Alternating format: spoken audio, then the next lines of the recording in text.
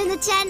Vous saviez qu'il existe un mot français officiel pour marketing? On devrait parler plutôt de mercatique, qui est défini par le journal officiel comme étant, attention, l'ensemble des actions ayant pour objectif de prévoir ou de constater, et le cas échéant, de stimuler, susciter ou renouveler les besoins du consommateur. Ah, la mercatique, merveilleuse invention de notre société moderne.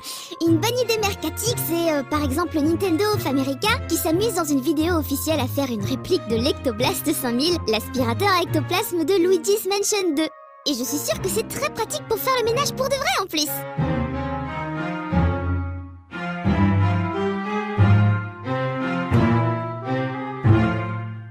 Une mauvaise idée mercatique, c'est par exemple vouloir faire un jouet Megaman du style un arc en plastique. Hautement pertinent, me direz-vous, n'est-ce pas?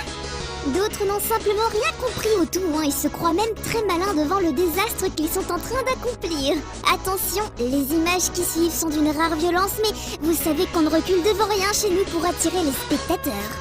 Regardez ce fan qui fait un tuto pour remettre à neuf un Game & Watch Donkey Kong. Surtout que le propriétaire précédent de la machine n'en a pas pris grand soin. Vous voyez, il a tout gribouillé dessus. Aucun respect. Ils se prennent pour qui ces mecs, des grands créateurs? Et puis, si c'était une dédicace de Miyamoto Shigeru, ça se verrait. Après, on n'est pas obligé de tout ramener au marketing non plus. Ah zut, j'ai dit marketing. Comme quoi, quand les habitudes sont enracinées. Donc, c'est bien beau la mercatique, mais ça ne fait pas tout. Par exemple, la version Akira des Simpsons est juste flippante, mais l'idée est excellente. Ou alors, tout simplement cool de savoir que Cthulhu existe. Enfin, presque. En tout petit. Des scientifiques ont en effet donné son nom à un organisme microscopique découvert dans une termite.